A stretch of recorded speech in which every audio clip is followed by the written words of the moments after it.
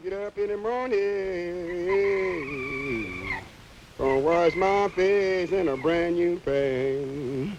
Oh, it's a rising sun.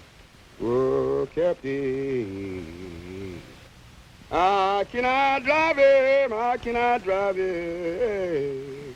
Oh, Captain, I broke my line. Oh, Captain, oh, my wheel mule cripple.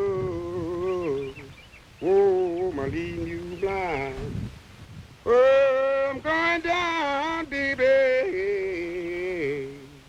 Oh, Captain, with your rising sun. Oh, Captain. There's always going to be the blues in everything you do because our ancestors were slaves, and the songs that the ones that survived sung were the blues. There's a legacy with respect to work, with respect to migration, with respect to placement. What's the story behind that? What's up, everybody? We're here today at the Levine Museum of the New South to discuss the bastardization of Southern hip hop. Being from the South ourselves, we felt it necessary to explore the feelings that we've encountered while understanding the roots of our musical education.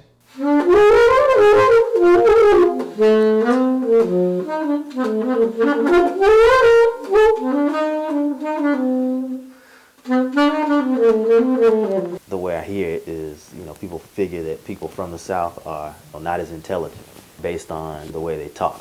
So the speed of the language is slower, as if the brain is working slower. But, that's just not the case. Music is music. It's all dialects. People in Boston talk the way they do. People in Tennessee have a different dialect. So I'm trying to teach someone from Boston how to speak with a deep Mississippi accent. Deep lyricism with a strong Southern force behind their voice. Certain words may be cut off. Certain words may be stretched.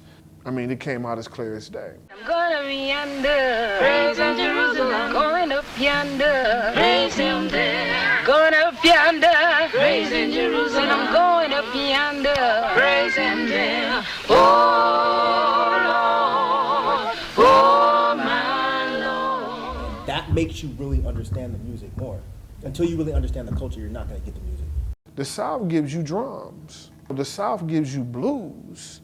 The South gives you message music. How we communicate with each other in the street becomes what we put into the art.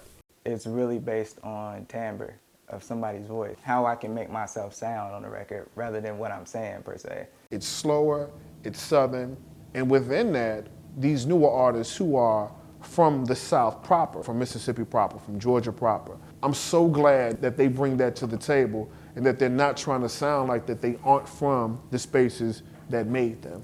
There's a story behind the story. There's a story behind your voice. What's that in the air?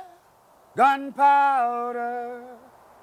It's like the powers that be done lost their grip, and you not above the law, karma wants a kiss. Break out the riot gear, they pumping the black fist. You done woke a sleeping giant and they mad at it.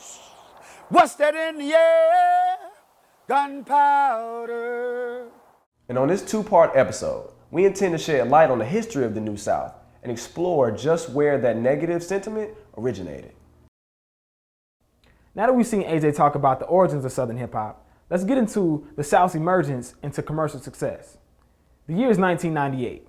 We take a ride with Jay-Z through his hard knock life. We suffer capital punishment with Big Pun, and we all get miseducated by Lauryn Hill.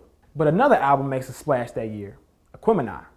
I moved here really for two reasons, Goody Mob and Outkast. To say I was a huge fan is an understatement. Like, that Southern Playlistic Cadillac Music album literally changed my life. Like, the second I heard that, I was like, I have to go to Atlanta. I don't know what the fuck this is, but like, I gotta go. Organized Noise and cats like that, man, they just be jamming in there. It's just like a band. Outkast's third album garners the group commercial and critical acclaim, and also opens the door for artists such as T.I., Lil Wayne, Rick Ross, Flo Rida, and Ludacris to have success into the 21st century. As soon as I moved here, I hooked up with a good friend of mine. His name's Kebby Williams. He called me up. I don't know how long I was in town, maybe a week or so. He's like, hey man, CeeLo's doing this record, man. I want to know if you could come play on it with me. I'm like, fuck yeah.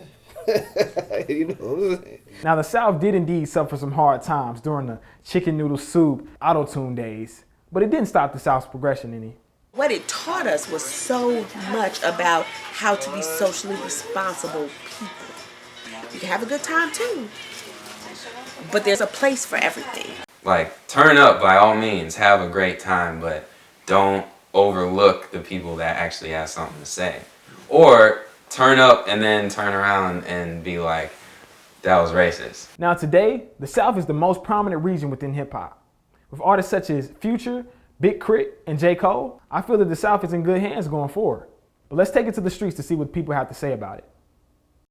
It's the festivities, man. It's just hospitality. We all down here, we just showing love, man, having a good time. Enjoying the sights, the women, clubs, it is what it is. I'm not a big fan of Southern music because I'm just more of like the slow music and Christian music, but I do listen to it if I want to get turned up or something like that. The big basses, loud drums, with that slow laid back West Coast feeling. Who's your favorite Southern rapper? You know, I like T.I. Ways. I like a lot of the older rappers too, like you know, Uncle Luke back in the day. You know how he used to do.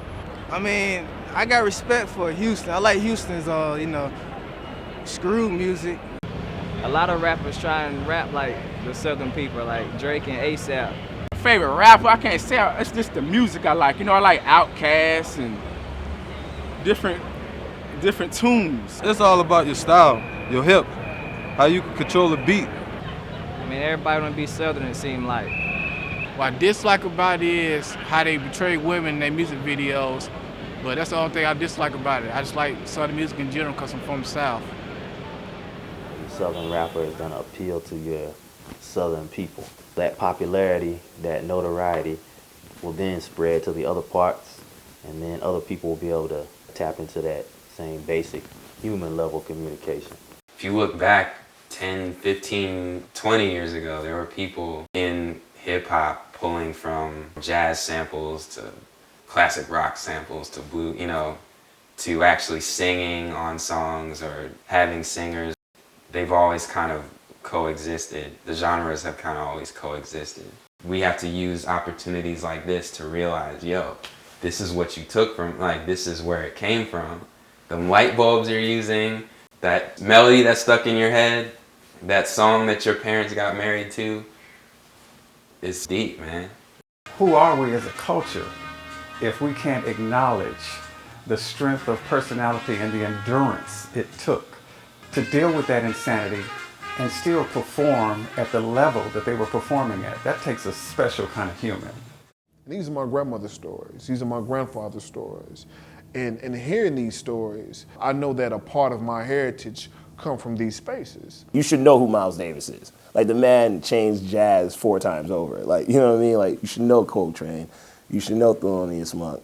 And only because of the musicality in it, just having a history of it is important. This is how we got our music. You knew when your favorite band was releasing a record, and if they were important to you, you were at the record store the day it came out, the day it dropped. Ride your bike up to the store after school and go get it. And that's something that warms my heart, because Broughton High School, about 2 miles that way, they were coming into my store when I was upstairs buying records. And to me, that's, you finally picked it back up. The next generation has got it, and they're doing what I used to do as a kid. From the cotton fields of Mississippi to the airways of Atlanta, Georgia, the Southern voices of a forgotten era have spread across the globe. And the South sound has become so prominent that even rappers from the East Coast, such as French Montana and A$AP Rocky, have modeled their styles around its sound. Touching the hearts of many with its compelling stories, charismatic slang, and laid-back beats, the music has redefined the landscape and changed the once rigid ears of its fans. Generationally, we're like intimately tied together. Once we came out of that peculiar institution, as they say, then the people are still together, regardless of their past. It's all about that present and then moving into that future. What we are seeing now is a revolution that is long overdue, and honestly, I didn't think would ever come. But our children are awake. And if they stay awake, it could be an amazing thing. It could be an amazing thing. Stop it right there.